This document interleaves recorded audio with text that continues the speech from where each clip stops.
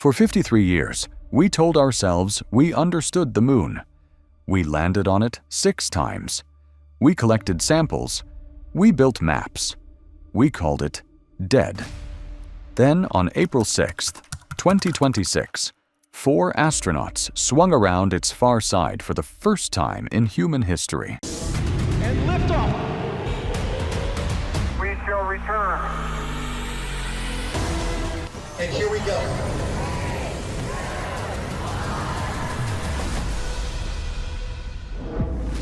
And in the hours that followed, 3 things happened that nobody was prepared for.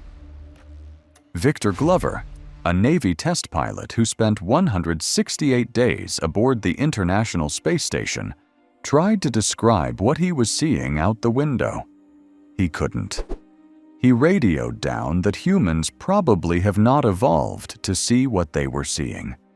Then the signal cut out. For 40 minutes, they were completely unreachable. And when the signal came back, the science team in Houston started rewriting everything. The side. We never see. Every night you look up at the moon, you're seeing the same face. Always the same face. The moon rotates on its axis at exactly the rate it orbits Earth. This is called tidal locking. The result is that one hemisphere permanently faces us, and one permanently faces away.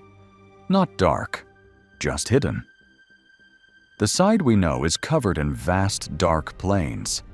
Ancient lava that flooded enormous craters billions of years ago, cooled into flat black rock, and gave the moon its familiar face. Roughly 31% of the near side is covered in this volcanic rock. The far side has almost none of it. Less than 1%.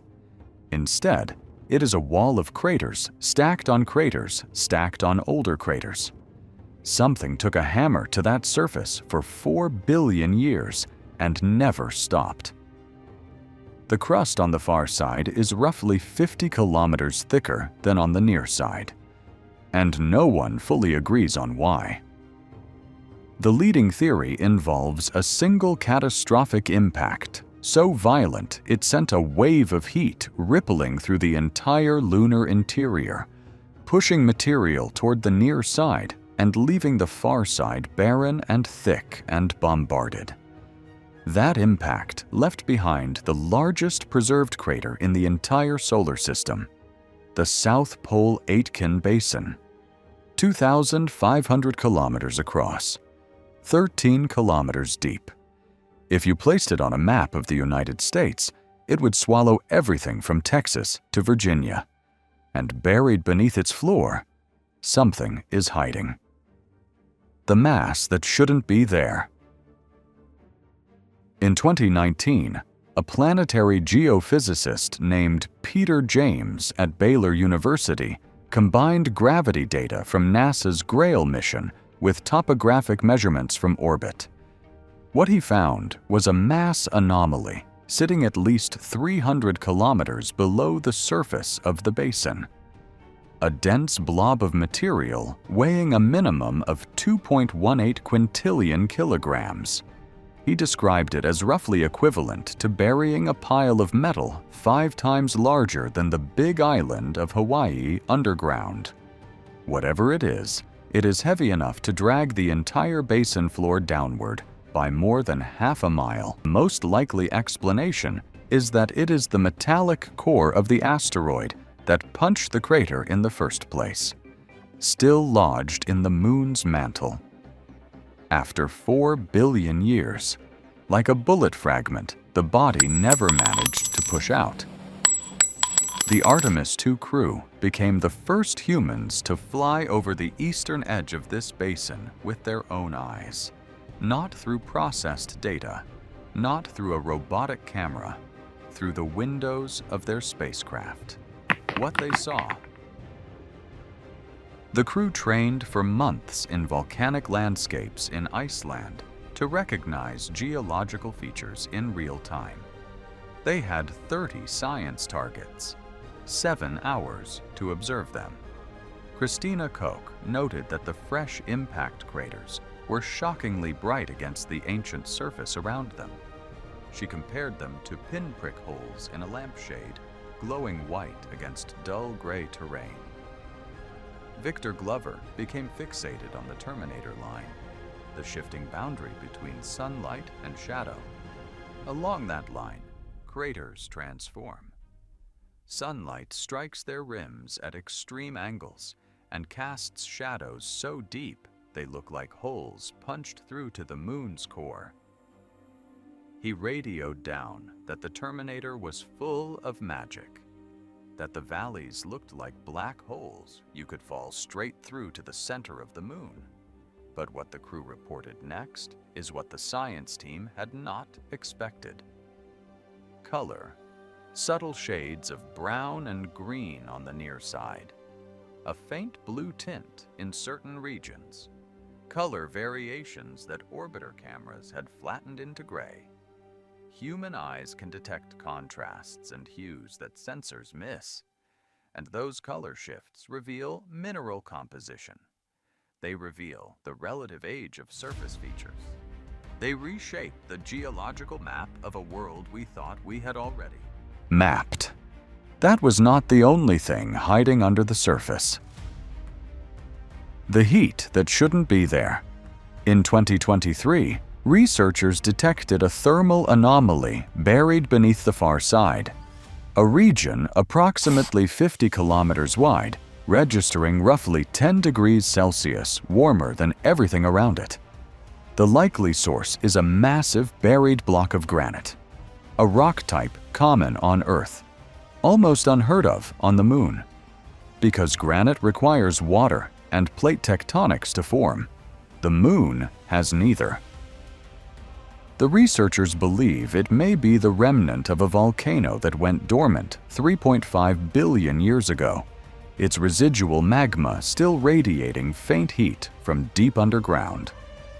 Lid scientist Matt Siegler described the finding as looking far more like what we see on Earth than anyone had thought possible on the Moon. And it raises a question nobody expected to be asking in 2026. What else is still warm under there? The 40 minutes at 6:44 in the evening, Eastern Time, the Moon passed between Integrity and Earth. Every radio signal went dead. No voice from Houston, no telemetry, no abort commands. 4 people inside a capsule the size of a large van, separated from Earth by 2,160 miles of solid lunar rock, surrounded by the oldest, most battered landscape in the solar system, bathed in radiation that human biology did not evolve to survive. For 40 minutes, they were beyond help. The Moon has no atmosphere, no magnetic field, nothing between its surface and the full violence of space.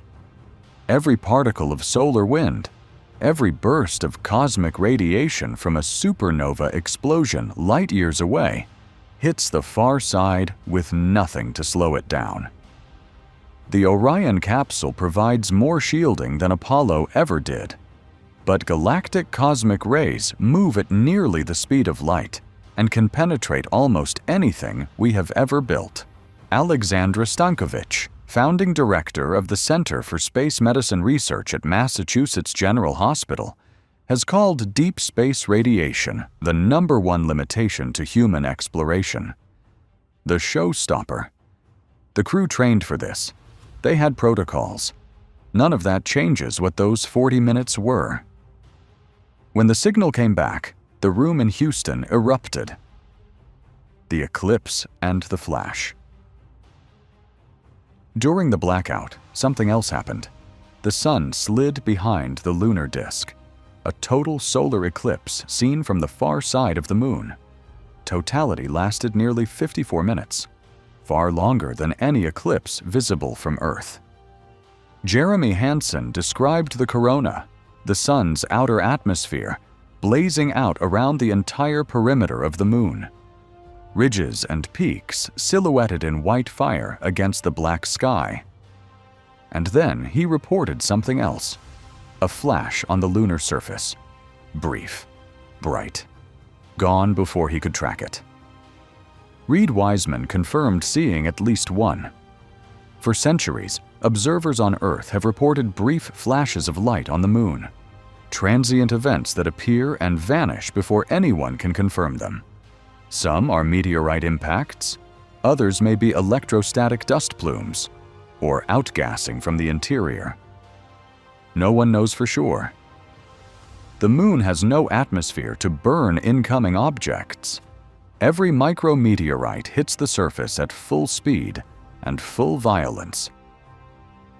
The Artemis II crew may have witnessed one of these events in real time during a 54-minute window of darkness that will not occur again for years. A flash no instrument detected, caught by 2 sets of human eyes. What they named 4. Coming around the far side and watching Earth rise back into view, the crew named 2 craters. One they called Integrity, after the nickname they had given to their spacecraft. The other sits on the exact boundary between the near side and the far side, right on the line between the known and the hidden. Reed Wiseman proposed naming it Carol, after his wife, who died in 2020. She never got to watch him fly this mission. Carol is a bright spot on the far side of the Moon, visible from Earth if you know exactly where to look. What comes next? The Artemis II crew splashed down in the Pacific on April 10th. They brought back thousands of photographs, most of which had not yet been downloaded due to bandwidth limitations. Those images are coming. And when researchers finish working through them, through the color data and the geological observations and the real-time descriptions from 4 trained eyes during 7 hours over the far side, the maps will change. Because we built our understanding of the Moon from 6 landing sites, all on the near side, all on flat volcanic plains. That is like landing a spacecraft in the Sahara and declaring that the entire Earth is made of sand. The far side is where the old story breaks down. A crust 50 kilometers thicker with no explanation anyone fully agrees on. A buried mass heavy enough to warp local gravity. Unexplained heat from a volcano that should have gone cold billions of years ago. Sealed lava tubes large enough to shelter entire structures.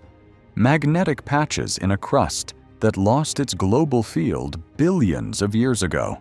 And moonquakes. Apollo seismometers detected shallow tremors from the interior. Something is still moving inside a world we called dead. Victor Glover said it simply, after Orion cleared the far side and Earth reappeared outside the window. He said the Moon is not just a poster in the sky that goes by. He's right. And the more we learn about what was hiding on the other side, the less comfortable that fact becomes.